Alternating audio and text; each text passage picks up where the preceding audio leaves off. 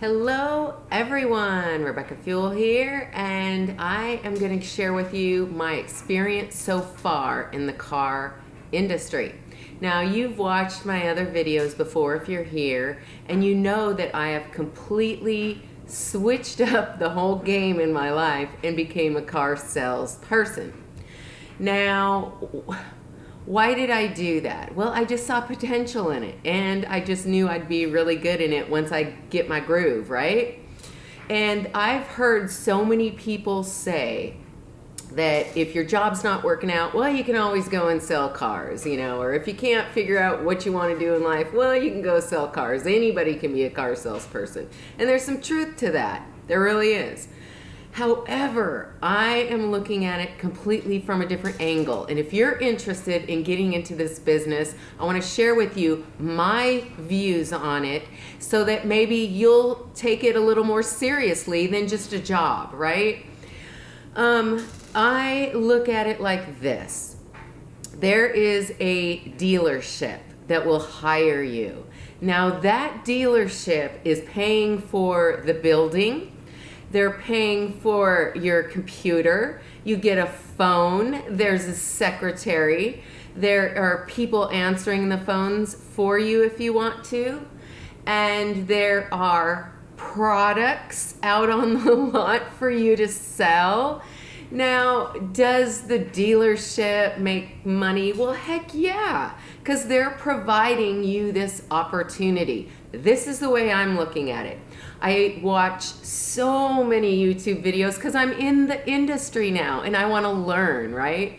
And there's so many people that complain about, well, we don't get enough money for being a car salesperson. I'm looking at it differently. I'm looking at it that this is an opportunity for an entrepreneurial adventure where I don't have to put out any of the expenses except if I want to advertise, like if I want to do my own ads on Facebook or on Instagram or here on YouTube, I can do that. Now, that's a minor expense in comparison to what the dealership pays for their advertising, right? Which blows my mind because who watches television commercials anymore?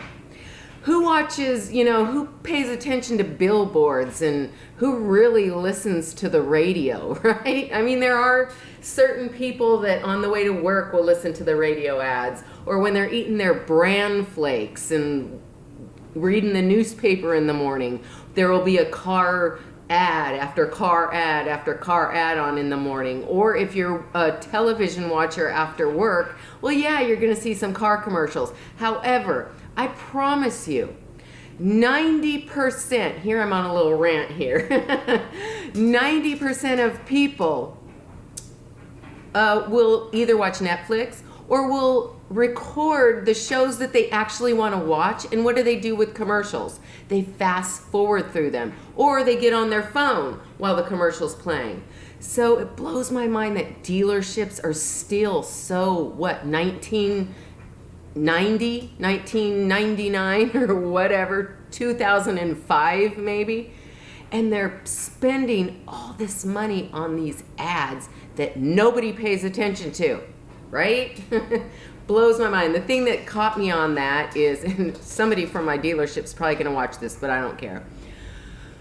We had some commercial shoot at the dealership the other day, and I was like, every time I would walk past and see what was going on, all that would go through my mind is, I wonder how much money they're spending on this. I wonder how much money they're spending on this. They could give me, $500 of it, and I could blow up this dealership on Facebook ads, right? But they don't think like that. But that's okay. I am willing to invest in my entrepreneurial adventure as a car salesperson with the dealership providing me everything else that I need except for my personal hustle and my personal intelligence, which is to go ahead and put money back into your business if you choose to get into this and advertise for yourself, right?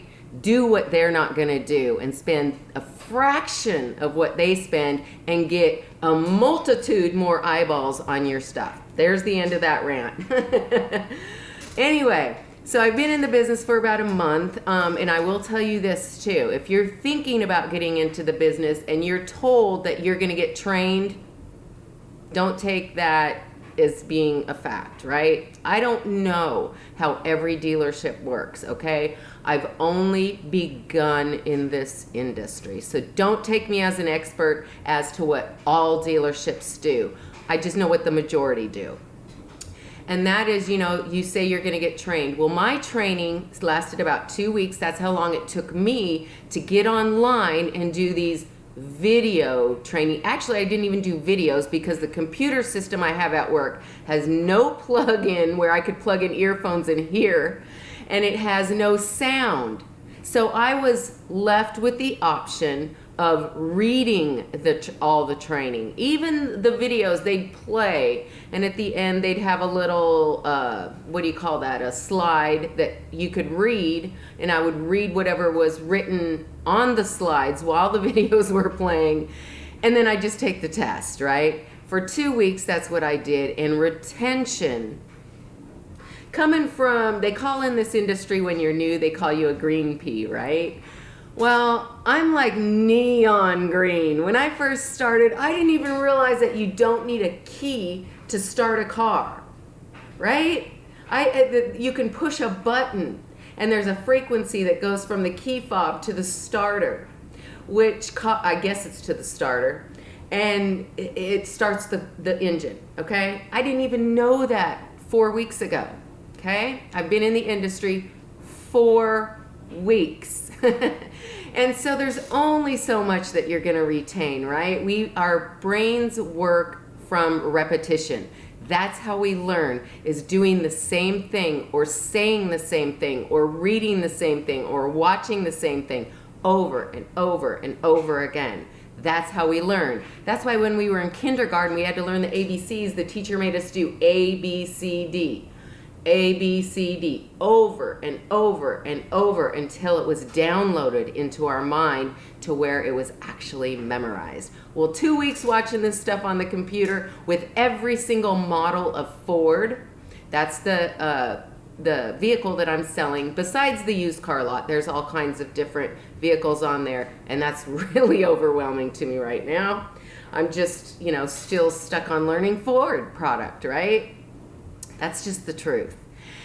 And here I am learning all this stuff on video about every single Ford product, the torque, the engines, the payloads, all this stuff, and it's like, right? So there's only so much you're going to retain.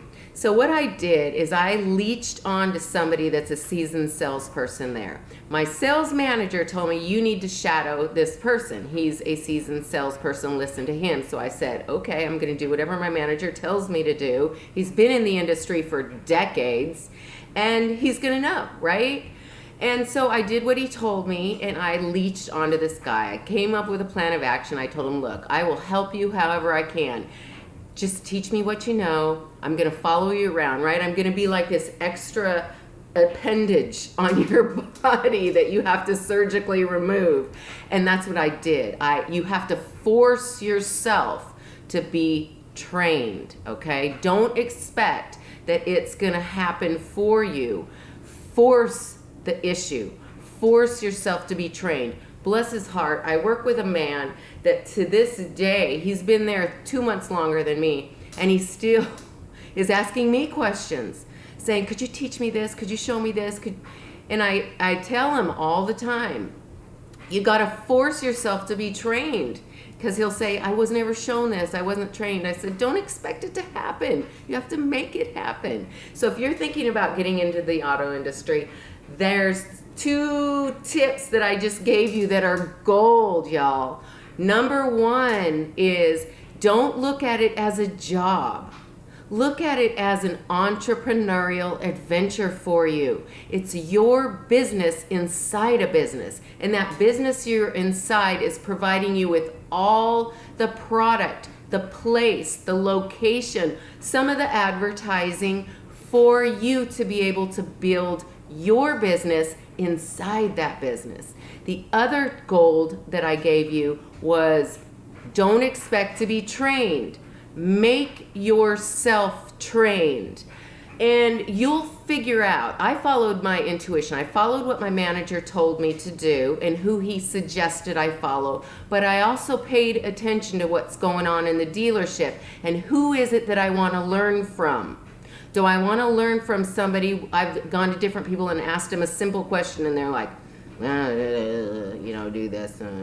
I go, no, that's not who I want to be trained by.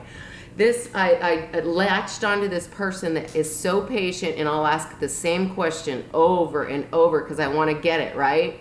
And I'll say, hey, come on, let me do a walk around with you. And I'll walk around, the car and explain it like he's a customer. And he'll tell me, okay, well, remember this and think about this and, different things like that. And that's who I wanted. That's who I needed. And I knew I'd learn from him. And I've gone from, in doing that, in just 3 weeks, first 2 weeks, I told you I was in the business for 4 weeks. It's actually 5.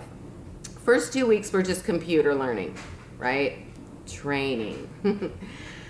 The last 3 weeks where I've been with this person, what I've gone from is thinking that you needed a key to start a car to now being able to take a customer around every single Ford model and at least be able to explain it to them and show them how it works on the inside, the safety features on the outside.